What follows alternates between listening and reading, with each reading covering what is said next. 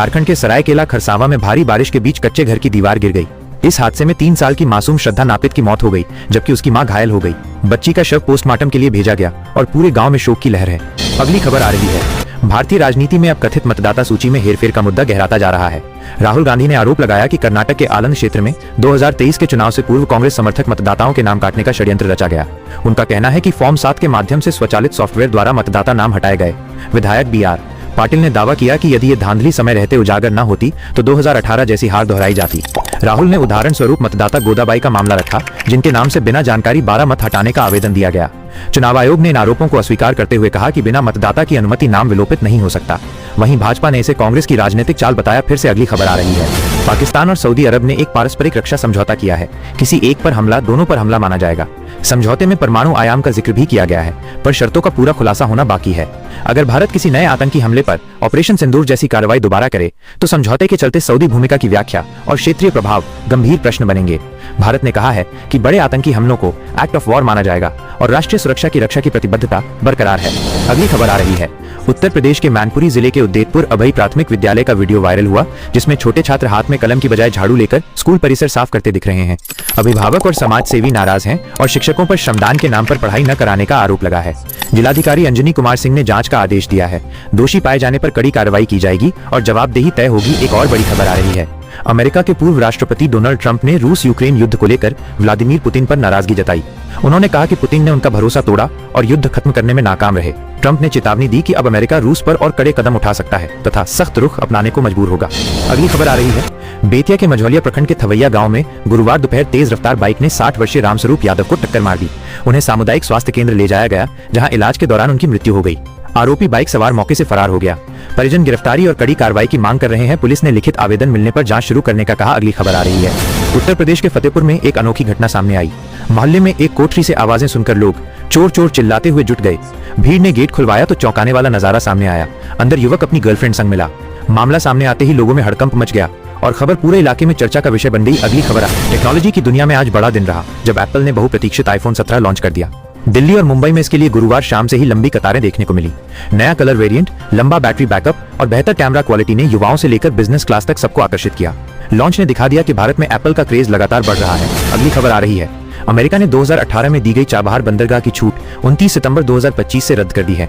भारत के लिए ये बड़ा झटका है, क्योंकि इसी के जरिए अफगानिस्तान और सेंट्रल एशिया तक पहुंच संभव होती है।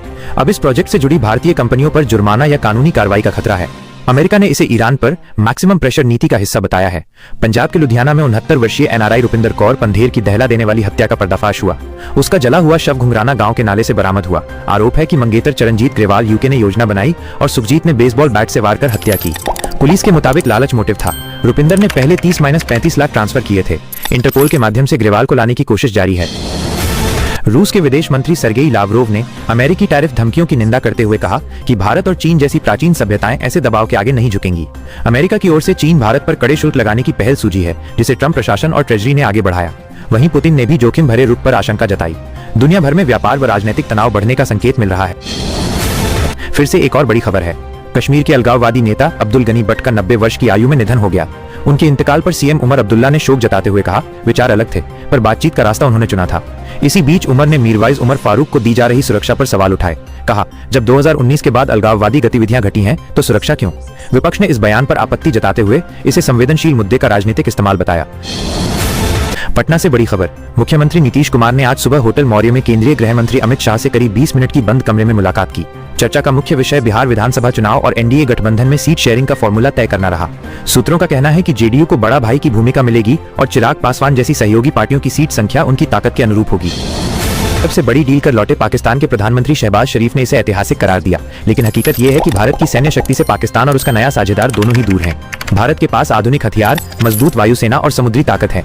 विशेषज्ञ मानते हैं सऊदी और पाकिस्तान साथ मिलकर भी भारत का मुकाबला नहीं कर पाएंगे। नेपाल में सत्ता परिवर्तन के 10 दिन बाद पूर्व प्रधानमंत्री केपी शर्मा ओली पहली बार सार्वजनिक रूप से दिखे। वे इस समय अपने आधिकारिक आवास से हटकर किराए के मकान में रह रहे हैं। हाल ही में वायरल हुए वीडियो में ओली साधारण अंदाज में नजर आए।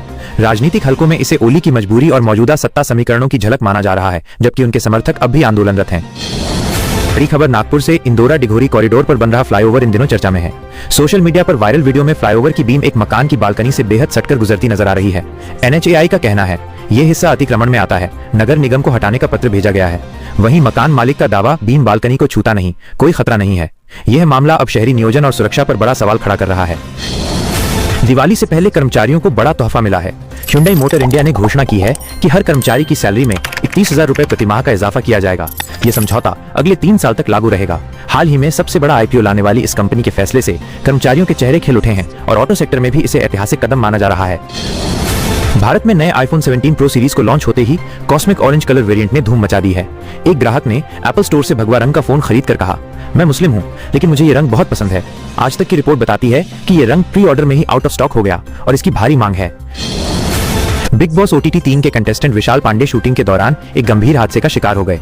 कांच के टुकड़े उनकी नसों में घुस गए, जिससे 2 सर्जरी करनी पड़ी। डॉक्टरों के अनुसार दिल तक जाने वाली धमनी कुछ इंच से बची रही। अगर ये कट जाती तो शरीर का आधा हिस्सा लकवाग्रस्त हो सकता था। अस्पताल में भर्ती होने के बावजूद विशाल ने मुस्कुराते हुए अपनी तस्वीरें साझा की और कहा कि ये छोटा झटका उन्हें रोक नहीं पाएगा।